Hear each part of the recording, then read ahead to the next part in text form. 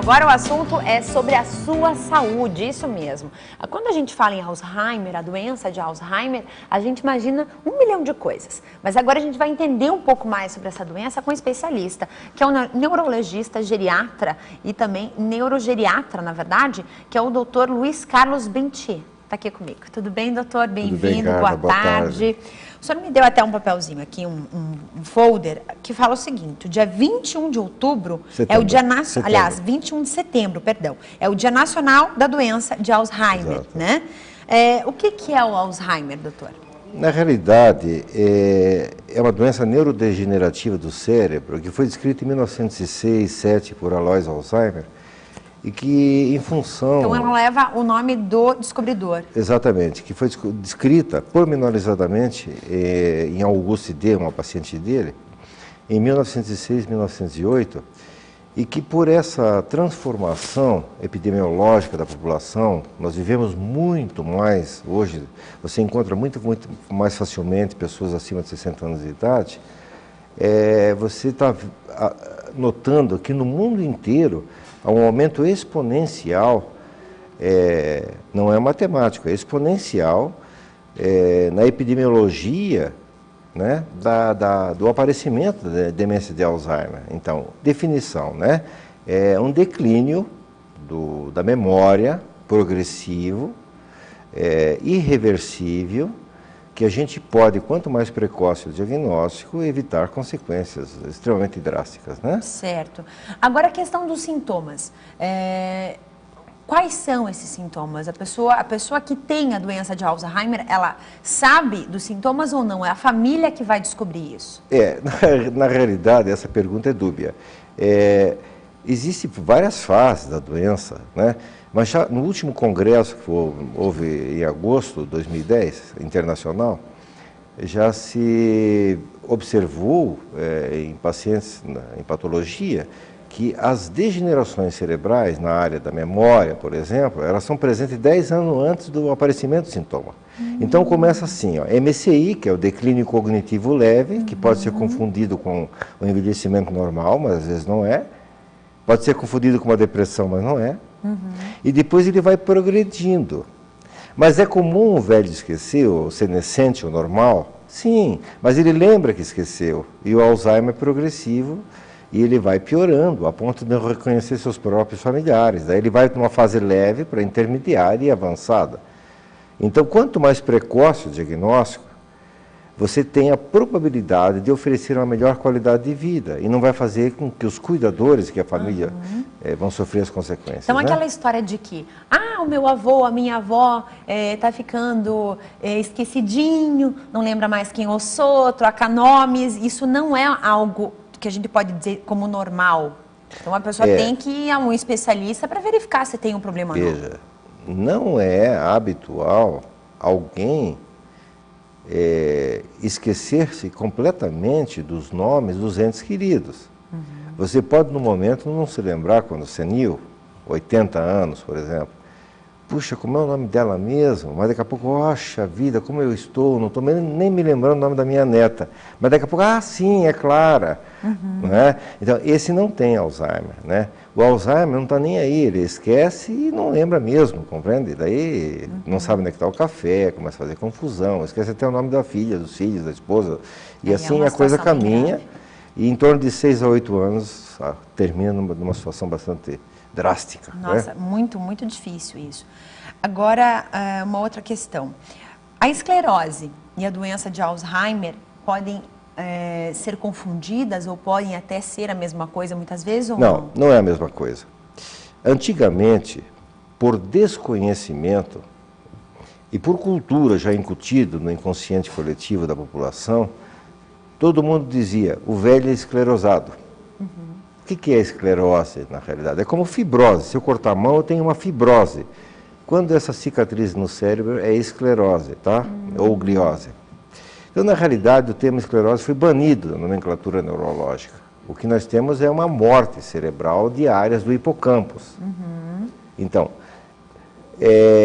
não existe paciente esclerosado. Isso não está completamente abominado dentro da neurologia.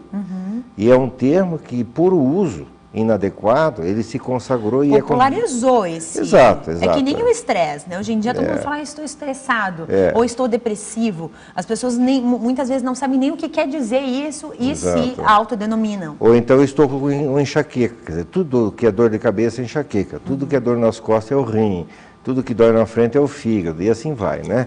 Mas velho é o nosso preconceito, esclerose não existe. Ou é Alzheimer ou não é Alzheimer, né? O esquecimento é normal ou é patológico? É senescência, que é o envelhecimento normal, ou senilidade, que é o envelhecimento patológico? A doença de Alzheimer, ela pode levar uma pessoa à morte, doutor? Não. Secundariamente, as complicações em fase avançada da demência de Alzheimer, que é na fase tardia, que normalmente, variando de indivíduo para indivíduo, as consequências que levam à morte, e que cada vez está acontecendo mais isso, são devido a consequências da doença com outros sistemas e órgãos. Por exemplo, chega a um ponto que o indivíduo não consegue mais se alimentar. Então ele se afoga com o próprio alimento. Ele morre por pneumonia, ele morre por infecção urinária, ele morre por escara, porque ele não se levanta mais do leito. Ele morre por septicemia. Agora, Alzheimer nunca matou ninguém. Na realidade, é o cérebro que vai diminuindo de tamanho. E são as áreas cognitivas, visoespaciais, apraxia construtiva, de percepção do meio ambiente. É isso que vai cada vez mais, o indivíduo vai se tornando um indivíduo totalmente sem alma, demente. Demente significa sem alma. Ele perde a sua identidade. E ele precisa do cuidador. Porque se ele não tiver o cuidador, ele vai morrer de fome, de inanição, de escara. Inclusive, ele não consegue fazer nem suas próprias necessidades, nem sua alimentação. Eu imagino que uma situação dessa deve ser muito complicada para a família, porque se essa pessoa não lembra mais quem são as pessoas da sua família, eu imagino qual seria a melhor saída nesse momento? Levar essa pessoa a ter cuidados de uma pessoa especializada para cuidar de uma pessoa com Alzheimer, ou a família que tem que cuidar? Na realidade, os folders, tanto do ano passado, na campanha nacional e mundial de Alzheimer, como desse ano, o enfoque principal é o médico, o paciente e o cuidador. A grande preocupação deste ano não é só com o doente, é com o cuidador. O cuidador, ele desde a esposa, que os sonhos dela vão à terra, como também aos conflitos familiares com os filhos. E de repente você tem alguém que se denomina cuidador, que se põe a cuidar do paciente, mas tem que estar preparado. Todos eles entram em depressão. O índice de depressão em cuidadores, desde familiares ou não familiares, é em torno de 70% a 75%. Nossa. Agora a questão do tratamento, o diagnóstico precoce, ele pode garantir uma sobrevida, de repente uma sobrevida com qualidade para esse paciente? Sim. E esse tratamento, ele é basicamente químico ou não? É psicológico, bem, tem um grupo... O tratamento, existe um tratamento farmacológico e um tratamento não farmacológico, que é feito por uma equipe multidisciplinar ou multiprofissional. O tratamento, vou fazer uma analogia muito barata, mas que serve muito bem para ilustrar na comunicação que nós estamos tendo estabelecer aqui agora. Se eu abro um capô de um carro e puxo uma varetinha de óleo e vejo que o nível do óleo está baixo, eu te aconselho, Carla, você, por favor, abasteça de óleo do teu carro, senão você vai ficar na serra. A substância é acetilcolina. Então, na realidade, o tratamento farmacológico é repor nas áreas cerebrais a substância que falta. Com que isso você vai conseguir? Olha, as consequências do tratamento farmacológico. É fazer com que a qualidade e a evolução da doença não seja tão drástica. Então, ele vai viver por mais tempo e não vai dar, vamos dizer assim, ter tantas consequências deletérias a tão curto prazo de tempo. Agora, se não tratar, a coisa realmente fica... E o tratamento não medicamentoso abrange uma gama muito grande, desde o advogado até o fisioterapeuta, o terapeuta ocupacional, o fonoaudiólogo, a musicoterapia, enfim.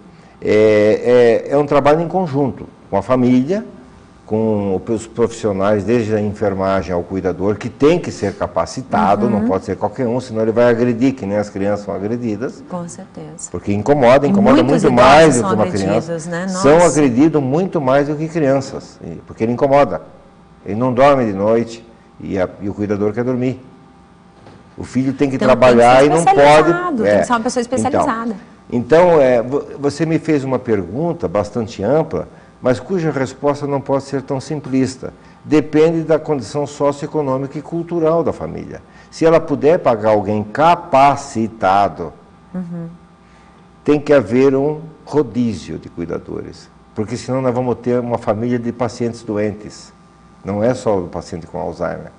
É o paciente com Alzheimer, um monte de irmãos brigando e uma esposa que a vida dela acabou-se. Entendeu? Não? E uma empregada que ficou maluca. Nossa, uma tristeza só, então, né? Resumindo tudo isso. É genético? Pode ser genético ou não? Veja bem, existe uma predisposição familiar. Existem 3 genes. Eu não vou mencionar, não vou entrar em detalhes, que não é o caso aqui. Mas, por exemplo, houve-se o estudo de patologia de pacientes com trissomia de 21, quer dizer, a síndrome de Down, mongolismo.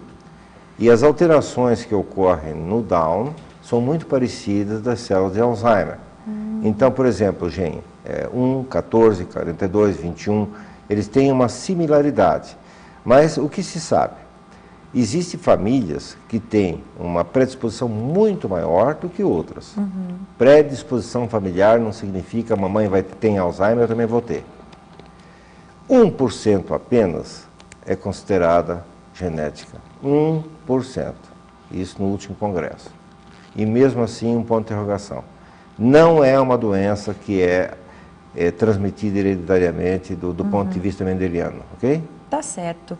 Doutor, adorei conversar com o senhor. Da mesma forma. Tem uma explicação muito boa, muito ampla. Dá para a gente entender muito bem o que significa.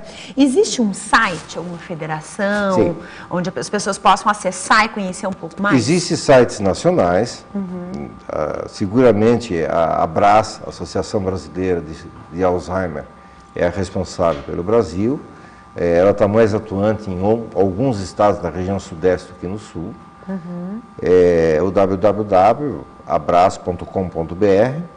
Existe sites eutenoisto.com.br, www, né? Existe alzheimer.com.br e internacionais, que é traduzido pelo Google para português hoje, que é o ausforum.org. Que ele traduz automaticamente para o português, compreende ou não? Então tem todas as explicações na Wikipédia também, quer dizer, é muito fácil o indivíduo ir lá no Google, né? E colocar lá, doença de Alzheimer, tem de A a Z. E o bom é que ele corrige ainda, viu, gente?